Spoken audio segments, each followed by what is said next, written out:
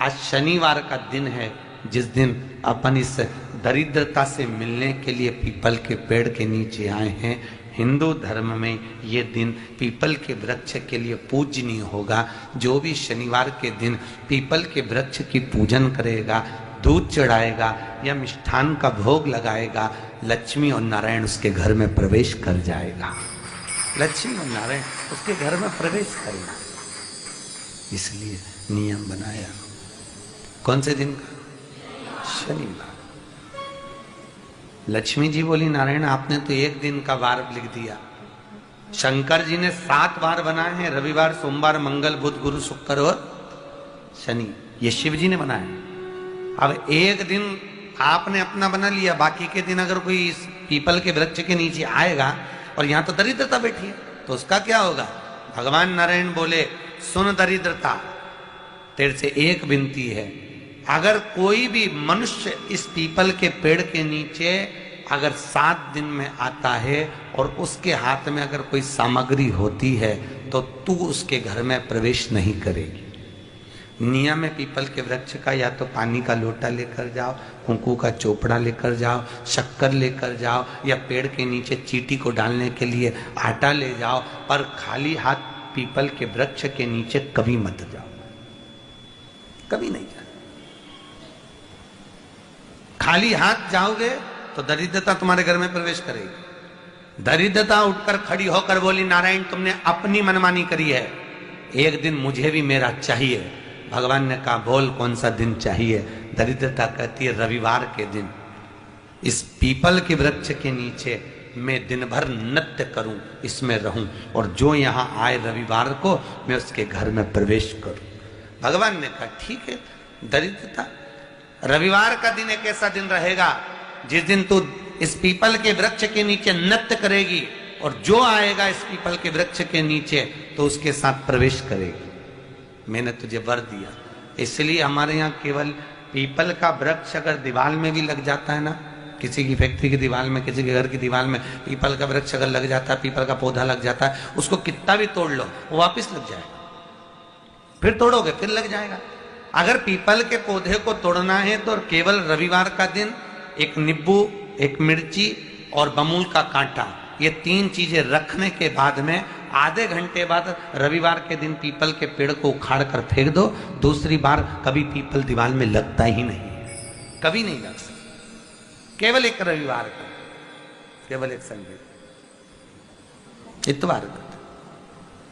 घर में दीवारों पर अगर पीपल लग भी गया है, इसलिए पीपल के वृक्ष को उखाड़ने का, अगर घर में पीपल लगा हुआ है या पीपल का पौधा हमारे घर में लग गया, उसको उतारना, निकालना, लगाना, तो पीपल के वृक्ष को अगर निकाला जाता है तो रविवार के दिन, और अगर पीपल के वृक्ष को कहीं लगाया जाता है तो सोमवार के दिन या मंगलवार के दिन, बुधवार के दिन, इन दिनों में लगा सकते पीपल के वृक्ष कहीं लगाना।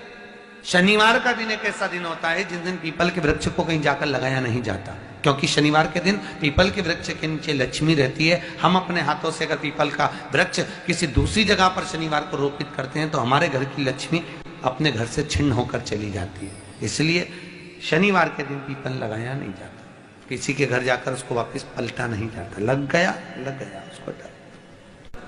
प्रभु मेरी धर्म पत्नी को कहाँ रखूं आप बताओ? वो तो जहां यज्ञ होता है, अनुष्ठान होता है, दान होता है, पुण्य होता है, सत्कर्म होता है, वहां जाने को तैयार नहीं। अब करूं क्या? भगवान ने बोला, एक काम करो। दुर्वासा जी बोले, जिसके यहाँ रात्रि में बर्तन झूठे पड़े रहते हो, उसके घर में इस दरिद्रता को लेकर तुम प्रवेश कर जाना।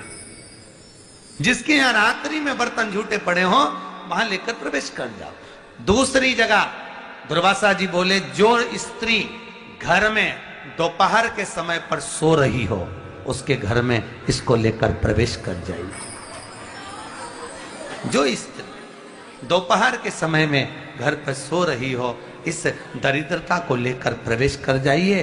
तीसरा, जिसके यहाँ पर दरवाजे पर कांटे वाले पौधे लगे हों, उस घर में इस दरिद्रता को लेकर प्रवेश कर जाइएगा।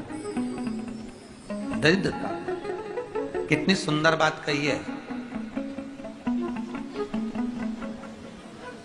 दाता और विधाता, कौन कौन? दाता और विधाता। लक्ष्मी और दरिद्रता के सगे भाई हैं। कौन कौन? दाता और विधाता। दाता को फिटकरी प्रिय है, विधाता को नमक प्रिय है। ये दोनों हमेशा लक्ष्मी को और दरिद्रता को दोनों को समझाते थे, दोनों में प्रेम बढ़ाते थे। आज भी हिंदू धर्म की रीति है। यहां तो ठीक है, जिसके यहां पर भी अगर थोड़ी सी भी परेशानी होती है, थोड़ा सा क्लेश होता है, अशांति होती है, लक्ष्मी नहीं टिक रही हो, काम नहीं बन रहे हो, बहुत प्रयास करा जा रहा हो और हमारा कार्य नहीं होता, तो क्या करते हैं? फिटकरी और नमक को पानी में डाल देते हैं और घर में पोछा लगा देते हैं। आप लोगों ने आजकल फेसबुक पे भी पढ़ा होगा, व्हाट्सएप पे भी पढ़ा होगा। तो क्यों लिखा उसमें? उसका कारण ही केवल इतना है कि दाता और विधाता की प्रियता उसमें। माता ख्याति के जो 4 बच्चे हुए, इसमें जो 2 लड़के हैं, दाता और विधाता, उसकी प्रियता उसमें, उसकी पूर्णता उसमें। अब दुर्वासा जी बोले अपनी धर्म पत्नी को वहां लेकर, जहां कांटेदार पौधे लगे हों वहां पर लेकर प्रवेश कर जाइए। कांटेदार पौधों में उस दरिद्रता का निवास हो गया। शंकर पर विश्वास रखकर एक एक पल, एक एक घड़ी, एक एक समय, एक एक नक्षत्र का शिव महापुराण में वर्णन है। यहां तक शास्त्र कहता है कि पीपल के वृक्ष की जब भगवान शिव रचना करे, पीपल के वृक्ष की जब रचना करी गई, तो उस पीपल के वृक्ष में भी कौन सा समय किसका है, ये शिव महापुराण वर्णन करती है। सुबह 4 बजे से लेकर 7:30 बजे तक पीपल के वृक्ष में ब्रह्मा जी का वासा होता है। 7:30 बजे से लेकर 10:30 पौने 11 बजे तक पीपल के वृक्ष में भगवान विष्णु का वासा होता है। 10:30 बजे से लेकर पीपल के वृक्ष में 11:30 बजे तक पितरों का वासा होता है। 11:30 बजे से लेकर 12:30 बजे तक पीपल के वृक्ष में आहूतों का वासा होता है। 12:30 बजे से लेकर शाम को 4 बजे तक पीपल के वृक्ष में वासुकों का वासा होता है। 4 बजे से लेकर शाम को 7:30 बजे तक पीपल के वृक्ष में शंकर का वासा होता है। 7:30 बजे से लेकर 9:30 बजे तक पीपल के वृक्ष में कुबेर का वासा होता है। 9:30 बजे से लेकर फिर कुबेर के वृक्ष में अन्य देवों का वासा चालू हो जाता है। इसलिए हमारा हिंदू धर्म कहता है, हमारे शास्त्र कहते हैं कि पीपल के वृक्ष को जब पूजा जाता है, पीपल के वृक्ष की जब पूजन करी जाती है, तो सुबह 10:30, 11, ज्यादा से ज्यादा 11:30, ज्यादा से ज्यादा 12, उसके पहले पीपल के वृक्ष की पूजन कर लेना चाहिए। क्यों? क्योंकि 11:30 बजे से लेकर 12:30 बजे तक पीपल के वृक्ष में पितरों का वासा रहता है,